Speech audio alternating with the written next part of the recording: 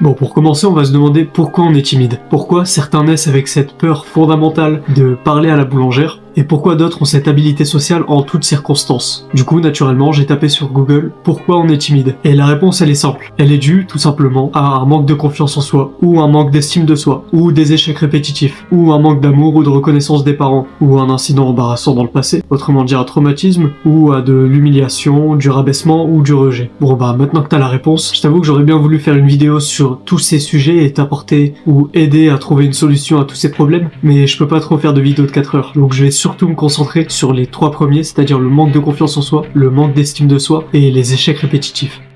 Comment avoir confiance en soi ? C'est sûrement la question la plus populaire du développement personnel, et pour le coup je vais aller au plus simple et au plus direct. Y a pas vraiment de solution miracle, et c'est pas en sortant tes pecs et en te disant 50 fois devant le miroir « je suis le plus beau gosse » que tu vas devenir une meilleure version de toi-même. La confiance en soi elle est simple, elle apparaît que si t'en es digne d'en avoir. Si tu veux vraiment avoir confiance en toi, bah il va falloir que tu vives dans ton corps, que tu souffres dedans, que tu le rendes plus fort autant mentalement et physiquement, que t'accumules assez de victoires et de défaites pour te dire que t'es bien la personne que tu prétends être. Et je te rassure, t'as pas besoin d'être millionnaire, de faire 1m90, d'avoir la musculature de Ronnie Coleman ou autant de meufs qu'Andrew Tate pour être fier de la personne que t'es. Faut juste que tu vives dans ton corps, que tu souffres dedans, que t'enchaînes les épreuves et les remises en question. Et je sais que c'est pas aussi simple à dire qu'à faire. C'est pas ce que tu vas entendre. Et je sais aussi que c'est pas aussi bullshit et putaclic que ce que les autres youtubeurs dev perso te disent. Mais c'est tout simplement la vérité. Une fois que t'as enchaîné assez de victoires et de défaites, une fois que t'es passé par des périodes difficiles et que tu t'en es remis, que t'es devenu une personne plus forte, tu vas te dire petit à petit, attends, en vrai je suis plus fort que ce que je croyais. J'ai réussi même si personne ne croyait en moi. En vrai, je suis chaud, j'ai bien progressé et je suis fier de moi. Et la part importante pour avoir confiance en soi, c'est le fait de sortir de sa zone de confort. Et la raison, c'est parce que c'est la preuve la plus parfaite que t'es capable de faire plus que ce que tu peux. Et pour te prendre un exemple au hasard, c'est-à-dire moi, avant j'étais ce gars timide et je pensais que j'allais le rester jusqu'à la fin de mes jours. Et puis j'ai commencé petit à petit à découvrir comment l'humain fonctionnait. Je me suis renseigné sur le fait de comprendre le cerveau humain, comprendre les relations sociales. Et tu veux savoir la vérité ? C'est même pas ça qui m'a le plus aidé. Ce qui m'a libéré, c'est d'aller parler aux gens. C'est de sortir de ma zone de confort. D'aller et ne pas forcément réfléchir, juste discuter, apprendre des autres, les écouter, faire des blagues qui ont flop. C'est d'être passé par cette case ridicule et de me rendre compte au final que tout le monde s'en fout.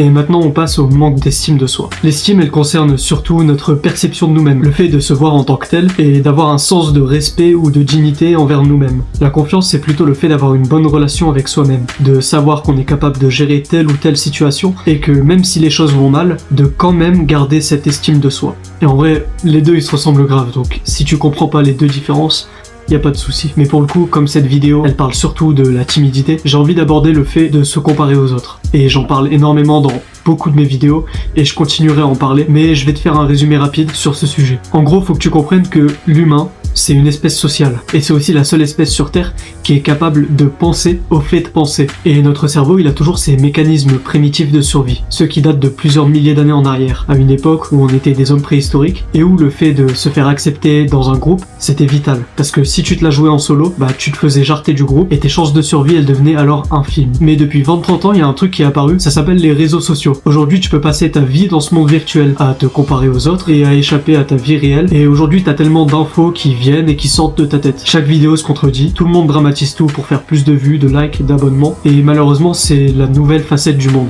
La vérité elle est là, l'humain est une espèce sociale, donc c'est naturel de se comparer aux autres, ça te permet d'établir un standard de valeur, et ça te permet de savoir où tu te situes et vers où viser. Sauf qu'aujourd'hui tout le monde se donne une fausse image, autant dans les réseaux sociaux que dans la vraie vie. Parce que assumer sa vraie personne, c'est se mettre en position de vulnérabilité, et personne ne se fait confiance, et du coup on est dans un monde où on est obligé de se sociabiliser, mais avec une réalité qui n'est pas vraiment réelle. Mais en tout cas, le truc qui m'a aidé, c'est que comme je l'ai dit précédemment, je me suis formé pendant une période pour mieux comprendre comment marche l'humain, comment marchent les relations sociales et le cerveau. Et ça te permet de discerner plus facilement le vrai du faux.